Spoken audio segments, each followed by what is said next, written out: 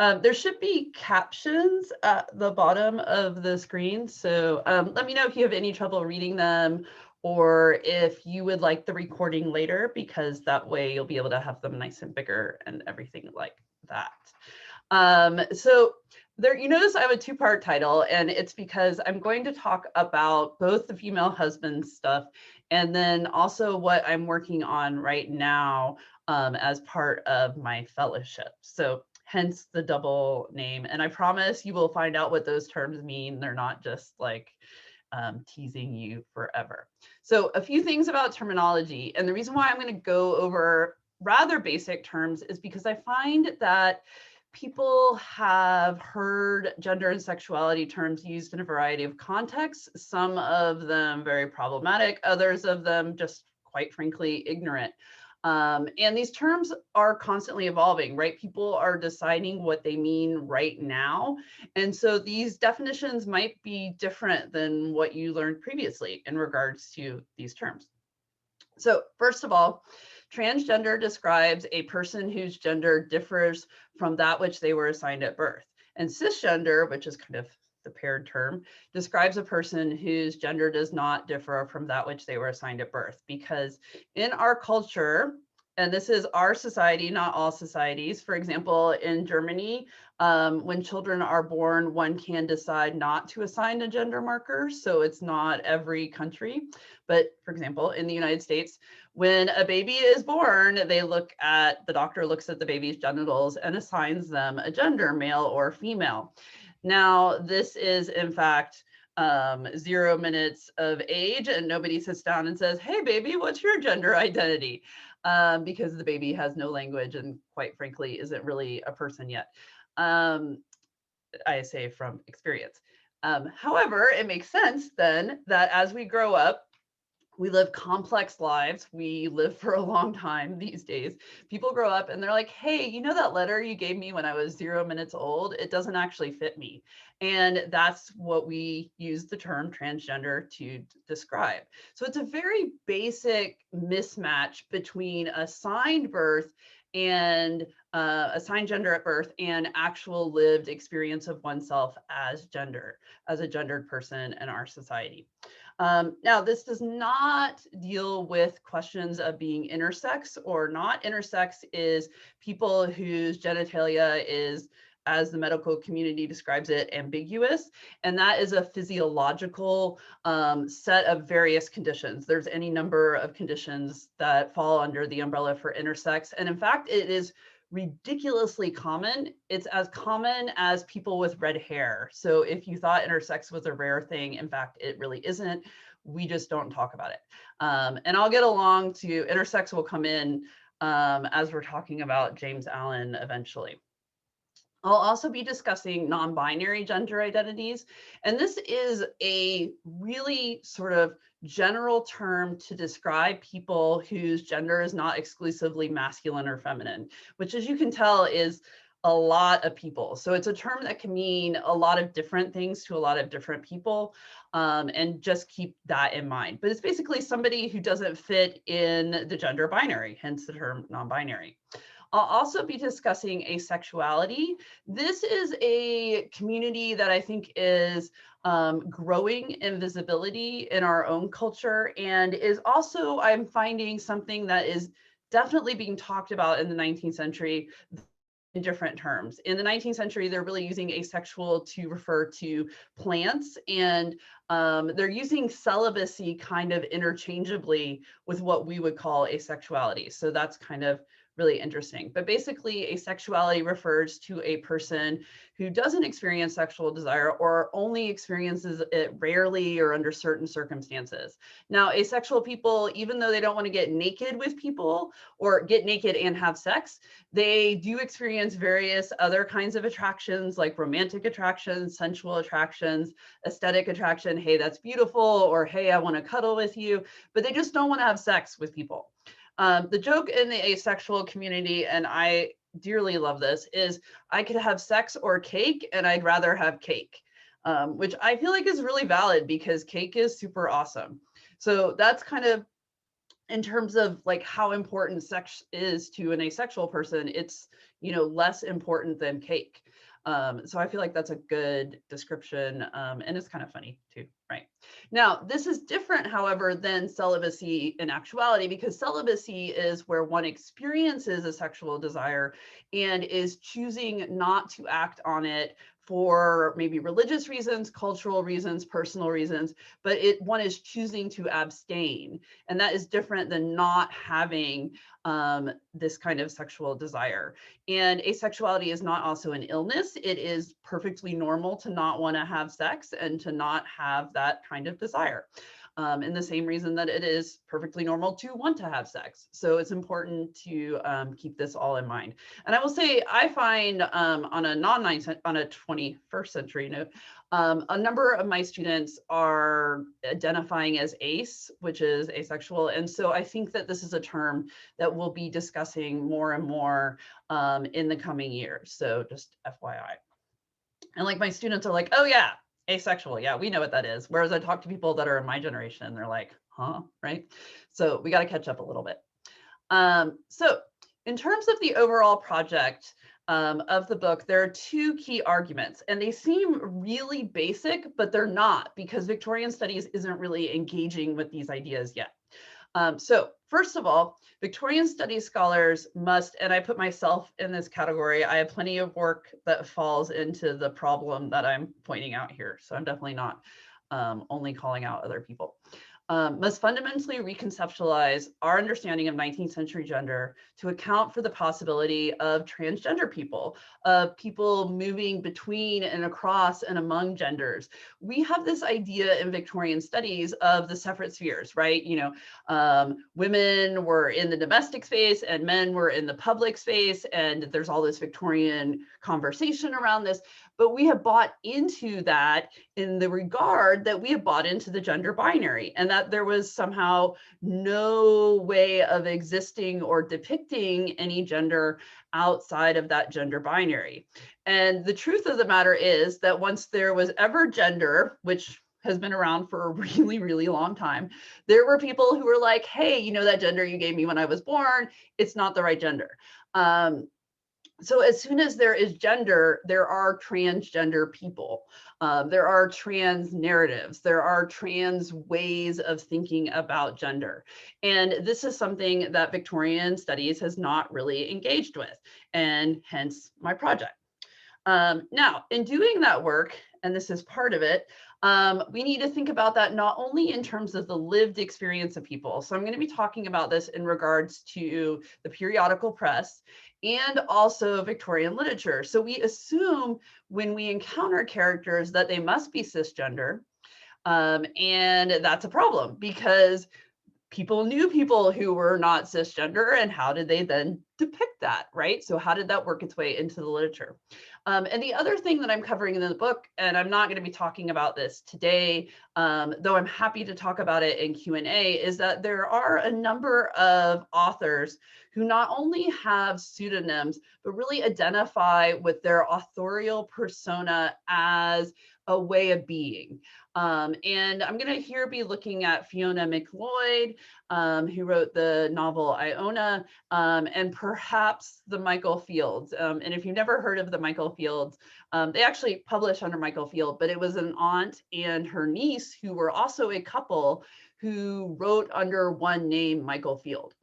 So if you've never heard of Michael Field, you should go read some hot lesbian Victorian poetry. Because yeah, as soon as I get my students decoded, they're like, they said that in the 19th century? And I'm like, yeah, they really did. So there's a number of ways that this worked out. And in doing this work, I'm really borrowing from the foundational work of Susan Stryker, who has created in a lot of ways this field. She is one of the editors of Transgender Studies Quarterly, which is the only journal devoted to trans studies in academia. And she suggests this idea of trans phenomena. And for me, as a 19th century scholar, this is really helpful because I know there's nobody in the 19th century who said, I am transgender, because the term didn't really exist. It wasn't a identity. It wasn't something you could be because it wasn't thought of in that way. There were a number of terms that people used to get at this, from anything from the third sex that Carpenter discusses, to thinking about various kind of antipathic sexualities, which was something really common in sexology. People like Havelock Ellis, Magnus Hirschfeld, whose very famous archive of trans materials was burned by the Nazis, right? So effing Nazis. It's pretty much just always the Nazis, you know, eventually. But they burned his archive, which we would have a lot more information about 19th century trans people if they had not. So you can like shake your fist at Nazis if you want to. But Susan Stryker's argument about trans phenomena is this idea that it is anything that calls attention to how gender is being naturalized. And I know that seems really kind of basic, but the idea is that not just gender, like how what to be a woman gets naturalized, but the concept itself of gender as a binary, right? So why is it that we think automatically when we meet somebody, oh, you must be a man or a woman, right? These are some of the things we immediately, when we meet somebody, we think about. And that wasn't always the case. And this was something that was made, that was culturally constructed. And so we see this happening in the 19th century as separate spheres is getting ideologically sort of entrenched. And this is part of it, right? So in making separate spheres, they're also really making binary gender in a lot of ways. And so this is what I'm trying to get at in the book as a whole. So to put this into practice, let's first turn to female husbands. Now, when I use the term female husbands, it is always in quotes, and there's a reason for that. This was a term that was applied to assigned female at birth people who were usually sort of revealed post-mortem. So after their deaths, their bodies were examined in an inquest or some sort of official thing. Although with Harry Stokes, who I'm not talking about today, he had an early life examination. And if you want to get into Harry Stokes, I'll totally talk about him. But I didn't have enough room to like jam pack everything in there. So female husbands was a term applied to these folks. We do not have any narratives by these people themselves, which is really difficult for me in terms of handling this material, because it is material that's always telling us much more about what people thought about female husbands than what the people who were called female husbands actually thought about themselves. So really what we're getting here is more of a window into how Victorian culture addressed and thought through the problem of female husbands more than the lived realities of these individuals themselves. So that's really important to keep in mind. And what you're seeing here is the cover of a pamphlet about James Allen. He was one of the best known female husbands. And here is the illustration of him from this pamphlet. So he's quite, I think he's quite dapper. And this is actually a paired illustration with his wife, and I'll show you the full one in a minute. So little is known about his early life. He marries his wife, Abigail, also sometimes called Mary, for whatever reason, in December of 1807 in Camberwell, hence we're coming to the Groom of Camberwell. He first appears in the periodical press just days after his death through an initial report at St. Thomas's Hospital, which, and I'm going to find some way to work this in, James Miranda Barry later practices at. So like what's going on there? Anyways, we'll get there. And the Times runs a series of 5 articles on him in January of 1829. Some of them are original articles. Some of them are reprints from other regional newspapers. And you see this with Harry Stokes, who was actually from Manchester. The Times would run the Manchester articles with new headlines. And this was a very common newspaper practice in the 19th century. It's kind of like how we use the AP these days. So this is James Allen, and you notice it says portrait of the female husband, exclamation point, which I always really, really love the exclamation point. So why is he called a female husband, and where does that term come from? Well, it actually comes from the book, and I always forget the full title of this, so I'm going to find it. It comes from, there it is. It comes from the very famous book about Mary, and I'm now losing my space. Where is it? There it is. Yeah, I totally lost that part. So it comes from the 18th century novel, The Female Husband, and I always forget the author of it.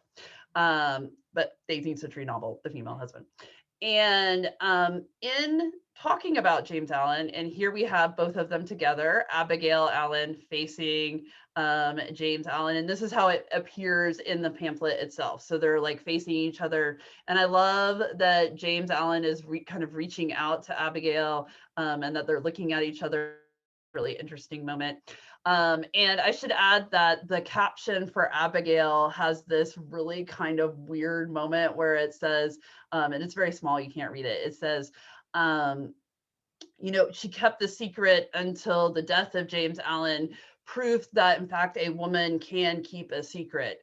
And so not only are we talking about James Allen's gender, but we're also talking about like women as daughters of Eve can't keep secrets, right? So in case you wanted an extra dash of misogyny, the Victorians are definitely happy to oblige. So what happens is James Allen is working in the London docks, and he is struck in the head by a large piece of timber and is rushed to the hospital. And on the way to the hospital, he dies, and they have an inquest. And this is one of the very common features of these female husband narratives, that there is some sort of inquest, usually, well, obviously an inquest is postmortem, but there's some sort of reveal of the body and its gender markers after death. And it is always public, and it is very prurient, and it's often very traumatic for me personally to read, to be honest, because these people work so hard to be men in Victorian culture, to after death have their bodies become the subject of public remark and gawking is just, it's really, really difficult to read.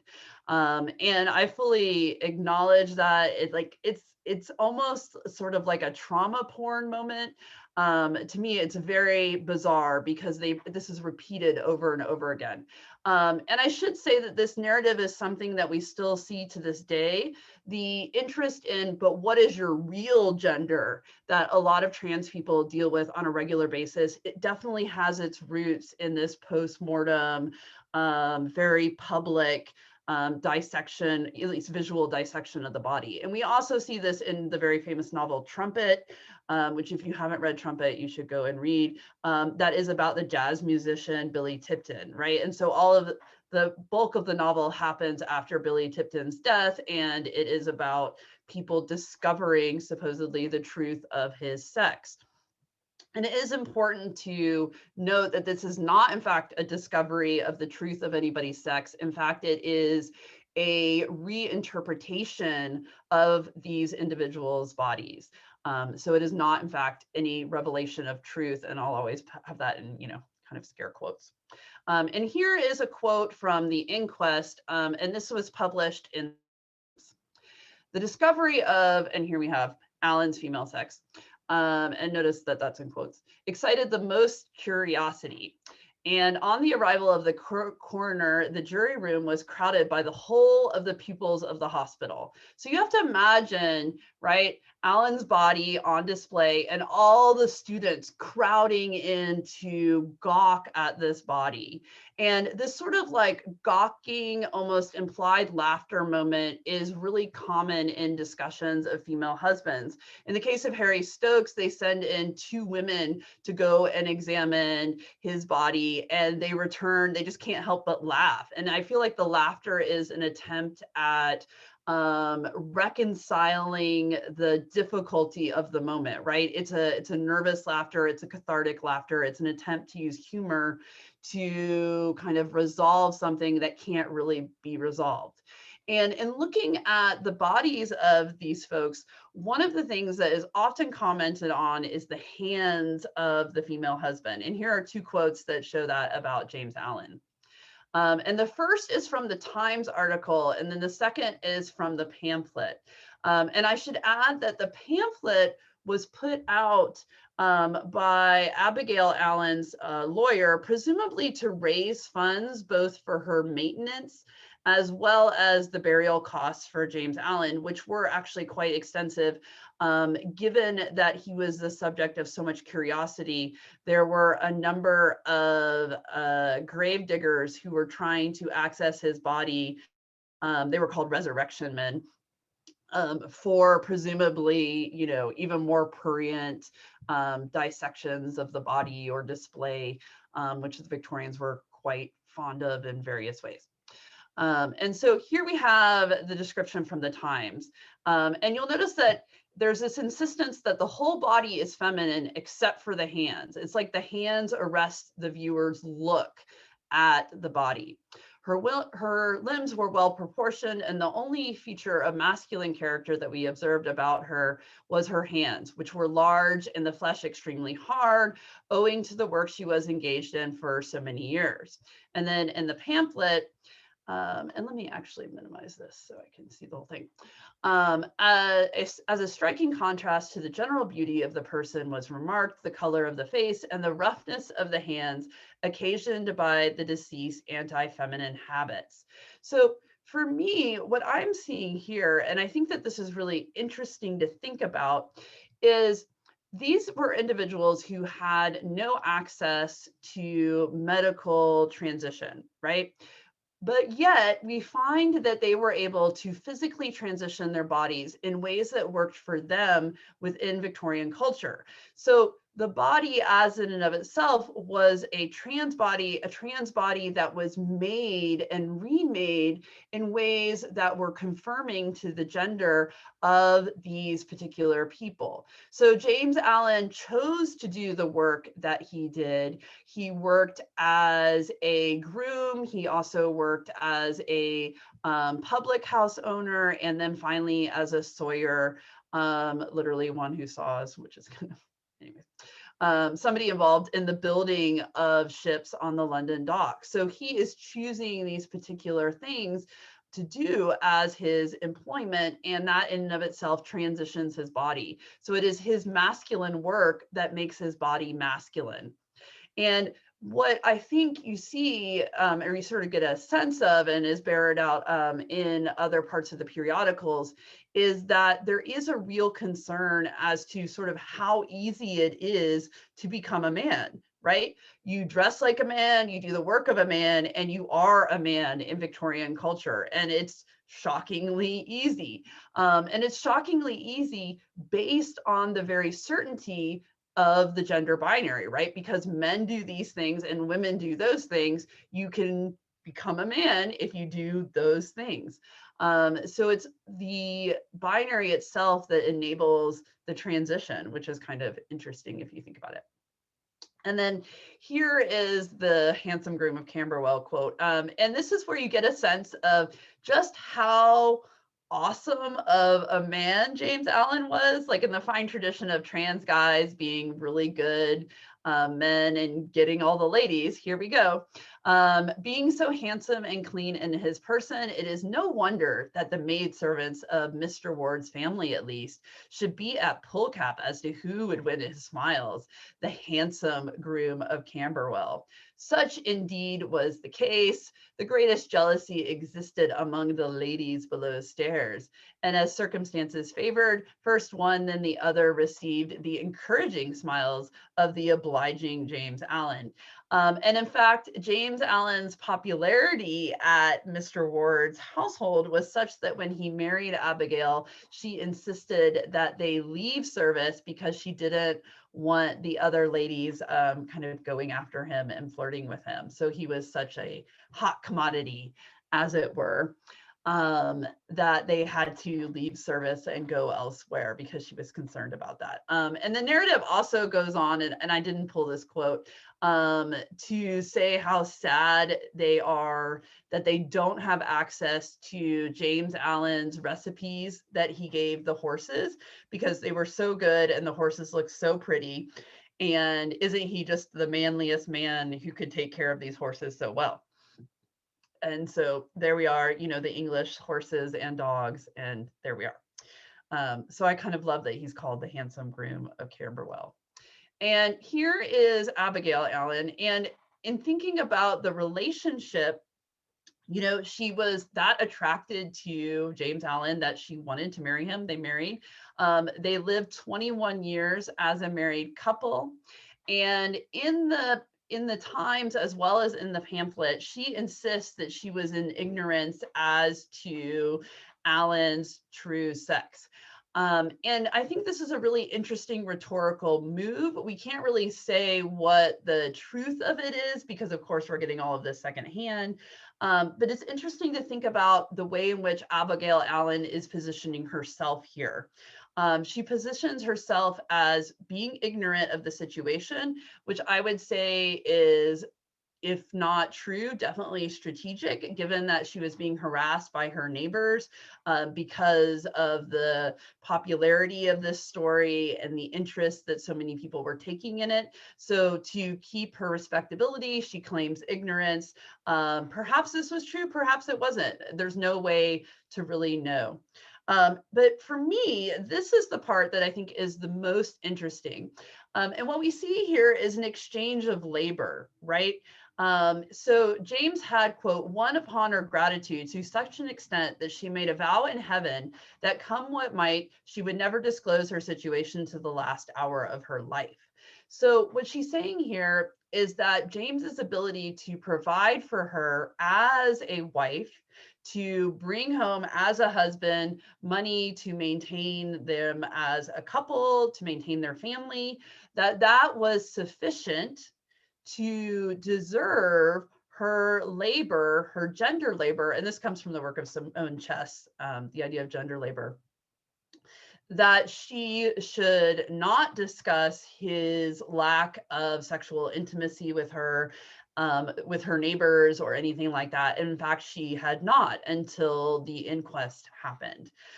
So it's important to see that kind of exchange of understanding between the wife and the female husbands, because we tend to think of this whole situation as the female husbands somehow duping the wife, or the wife as the injured party. And in fact, there are a number of women who knowingly, as far as we can tell, married their female husbands and very much insisted upon them as their husbands. And so we have that as well. So you can see in this narrative of James Allen, this regular attention to, first of all, how gender is flexible, right? If you put on the dress, if you roughen up your hands, if you live as a man, you are a man, and you can be a man in Victorian culture in a lot of ways. And so for me, upon reading these articles, there's a real sense that Victorians themselves were aware of people whose gender didn't really match how they were assigned at birth and maybe how they grew up. So that's the female husbands piece. Now, how then do we see that play out in fiction? And so to that end, I want to talk very briefly about George Moore's Albert Nobbs, which is a short story, part of one of his collections. And here's some portraits of George Moore. You'll notice that the first two are by Manet. And that's probably because he hung out in Paris a lot when he was a young man. He tried to be a visual artist, but was in fact not very successful, and then turned to writing. He was part of the Irish Renaissance in the 19th century and early 20th century. He was friends with Yeats, and he's best known for today for the novel Esther Waters, which is horribly depressing and is about a maidservant who's left after having sacrificed her virtue. And it's a really terrible, terrible novel, and it will make you very sad. But Albert Nobbs and the story and the collections that it comes from are actually rather entertaining, which is really interesting to think about, and kind of a discovery for me, because I was like, oh, I got to read this thing by George Moore. It's going to be terrible. But in fact, no, it's actually really interesting. So Albert Nobbs is the story of a waiter, a servant at a hotel, who we find out was assigned female at birth. Now, the story has a rather interesting publication history, and I haven't really sorted all of this out, but I'm going to lay it down for you so at least you have a sense of it. So Moore publishes a collection in 1895 called Celibate. It's a series of character sketches. Each chapter is about a different character. Albert Nobbs is in fact not in this collection. Albert Nobbs first appears in A Storyteller's Holiday in 1918, part of a collection that is privately printed by one of the presses he was involved with in Ireland. So hence you'll notice that it says privately printed for subscribers only. Then in 1927, Moore publishes Celibate Lives, which contains some of the stories from Celibates plus Albert Nobbs in a revised version. And Moore was very interested in revising his work later in life, so this is not unusual that he revised Albert Nobbs and the other stories that appear in Celibate Lives. So Albert Nobbs kind of straddles the 19th and 20th centuries, because of course this is published in 1927, which to me is like super late. And I'm really kind of thinking through that particular time situation with the story. So I'll be curious to hear what people have to say about that as we have our conversation.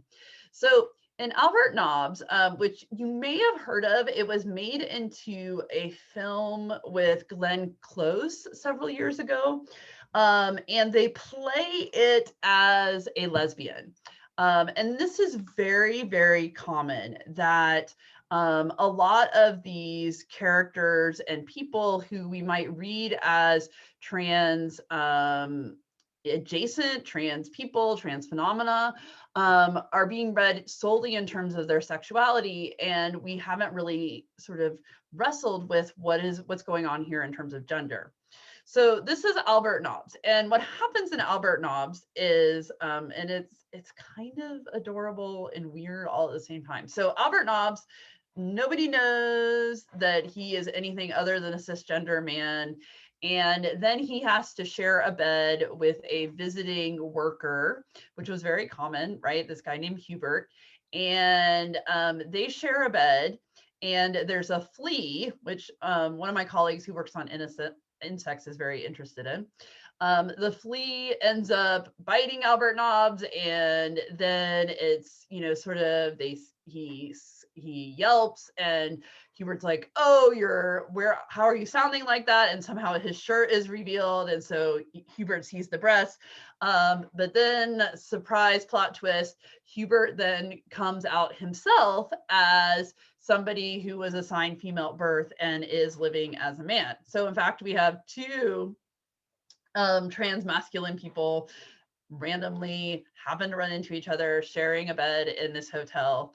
And Hubert goes on to disclose that in fact he has married, and that's really made a lovely situation, and his wife knew about his body, and they have a lovely and a happy home. So Albert Nobbs decides to marry, and this is the main action of the story. So this is Albert Nobbs thinking about himself. And this is him in conversation with Hubert at this very important night of the flea and them sharing a bed. Oh, it's no use being sorry, and I'm silly to cry at this. I thought that regrets had passed away with the petticoats, but you've awakened the woman in me. You brought it all up again. But I mustn't let on like this. It's very foolish of an old perhapser like me, neither man nor woman, but I can't help it. And this is the really interesting thing for me about Albert Nobbs, because Albert insists pretty regularly throughout the story that he doesn't feel that he is a man or a woman, right? He's in this non-binary place, and he doesn't fit in either category. And that makes marriage, of course, very difficult for him to kind of get at. And there is this sense that putting on the clothes here, we see that, sort of putting on gender, that passing away his petticoats, getting rid of his petticoats, has gotten rid of his womanliness, but then now it's sort of reawakened with Hubert, but he doesn't feel that he is a woman in men's clothes. He is an old perhapser, right? That's sort of perhaps this, perhaps that, neither man nor woman. So what we see here is more making a space for people who don't fit in either gender category. And it's a really interesting way of thinking about the way in which people kind of occupied this middle space. And this space for Nobbs is a lonely space. And I think that this is worth kind of thinking about in relation, to me, it reminds me a lot of Eve Sedgwick's The Epistemology of the Closet. But we see how difficult it is to exist in this closet, even when one has professional success. But her secret had forced her to live apart from both sexes.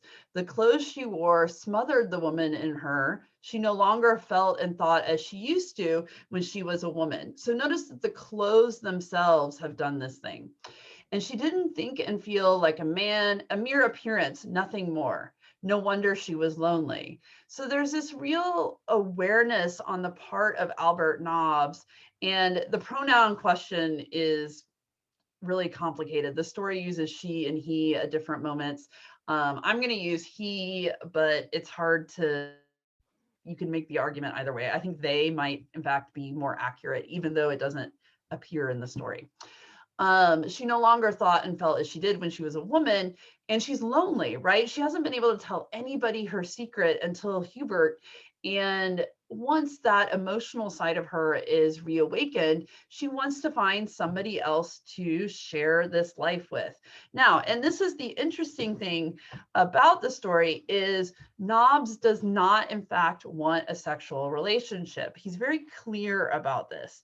And the trouble for Nobbs, and ultimately it's not a successful attempt at courtship, is that he wants a partner for a companionate relationship as opposed to a sexual one. And here's Nobbs thinking about marriage.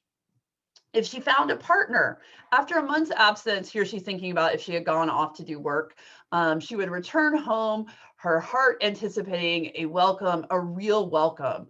For though she would continue to be a man to the world, she would be a woman to the dear one at home. 2 rooms and a kitchen were what she foresaw. The furniture began to creep into her imagination little by little. And in fact, the reason why she is not successful in their courtship is that what Albert really wants is a companion, a partner. And what the maidservant is that he flirts with, she wants a sexual relationship. And in fact, it's not successful. And Albert Nobbs, in the fine tradition of, depressing Victorian literature, dies lonely in the same hotel that he's worked forever. And then Hubert finally comes back to the hotel, and this is Hubert being told about Albert Nobbs's death. Then you haven't heard that Albert Nobbs is dead. No, I hadn't heard of it. So that's Hubert. I'm sorry for him, but after all, men die. There's nothing wonderful in that, is there? No, but if you, and this is the maid servants kind of replying, if you had read the papers, you'd have learned that Albert Nobbs wasn't a man at all. Albert Nobbs was a woman. So one of the interesting things about this here then is that we see the recollection of these things being reported in the papers. And of course, that is very much how the female husbands come into popular imagination. So the idea that this body being revealed, and in fact, they do call in the doctor who then examines the body, and it's a subject of much gossip, et cetera, which is very similar to what we see happen in the female husbands. So this is not necessarily sort of specialist information.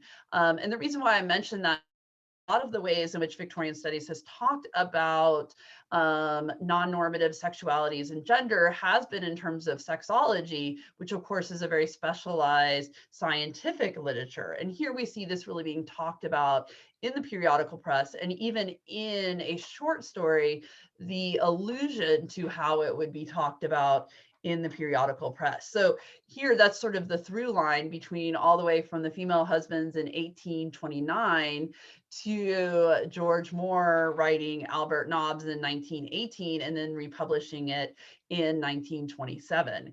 And so what I'm planning on doing with this story in the chapter will be dealing with the question of asexuality, right? Nobbs is not interested in sexual intercourse. He really wants a companion, and he actually has an interesting moment with a streetwalker that he meets after he's rejected by the maidservant, in which he thinks, well, maybe I should just go home with her and we could like hang out together and I could pay her and then we could have a good cry together and that would be awesome. So Nobbs is really interested in this companionate relationship and not the sexual relationship, from this very non-binary sort of space.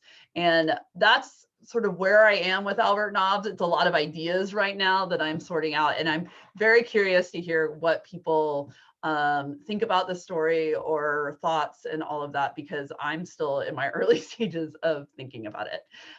So thank you very much for listening to me, blabber on about Albert Nobbs. And there we are. Thank you.